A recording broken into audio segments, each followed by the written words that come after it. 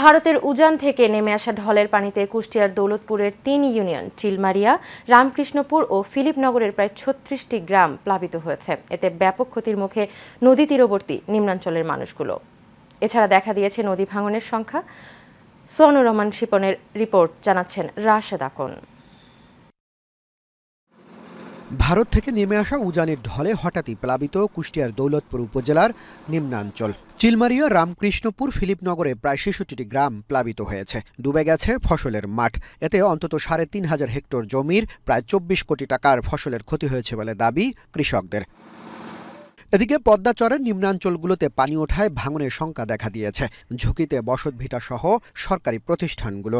আবাদের জমি আমার যা আছে প্রায় ৫০-৬০ বিঘে জমি সব নদী বিলীন। আমার কিচ্ছু এখন আমি ছেলে ফেলে নিয়ে আমি বড় বিপদে পড়ছি। হাজার হাজার বিঘে জমি কালাই ডুবে গেছে। হঠাৎ পানি এসে সব এখানে পানি টেনে উঠে গেছে, আমাদের জায়গা জমি সব ডুবে গেছে। আমরা সীমান্তের ভিতরে আছি, ওখানে আমাদের পিছনে যাওয়ার রাস্তা নাই।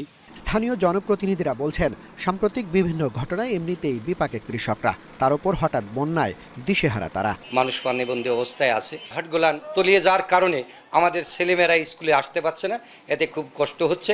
আর একটা সমস্যা যে চাষিরা যে বন্যায় মশকলাই চাষ করছিল, সেগুলান প্রায় ৬০০ থেকে ৭০০ একর জমি বন্যায় ক্ষতিগ্রস্ত হয়। অন্যদিকে ক্ষয়ক্ষতি নিরূপণের পর প্রয়োজনীয় ব্যবস্থা নেওয়ার আশ্বাস উপজেলা প্রশাসনের। এর মধ্যে আমাদের ১৬২০ হেক্টর জমিতে মাসকলাই ক্ষতিগ্রস্ত হয়েছে, কলা ৭৩ হেক্টর জমিতে পানি দ্বারা আক্রান্ত হয়েছে, সবজি ১৩ হেক্টর জমিতে এবং মরিচ প্রায় ৭০ হেক্টর জমিতে আক্রান্ত হয়েছে। অলরেডি আমাদের কৃষি বিভাগ তারা কাজ শুরু করে দিয়েছে যে ফসলের কী পরিমাণ ক্ষয়ক্ষতি হচ্ছে তারা ওই নিরূপণ করে আমাদের কাছে দিলে তখন সেটা আমরা ঊর্ধ্বতন কর্তৃপক্ষ পাঠাবো এবং সেই অনুযায়ী যদি বরাদ্দ আসে আমরা ওই কৃষকদের মাঝে আর কি ক্ষতিগ্রস্ত কৃষকদের মাঝে সেই অনুদানটা হয়তো বিতরণ করতে পারবো।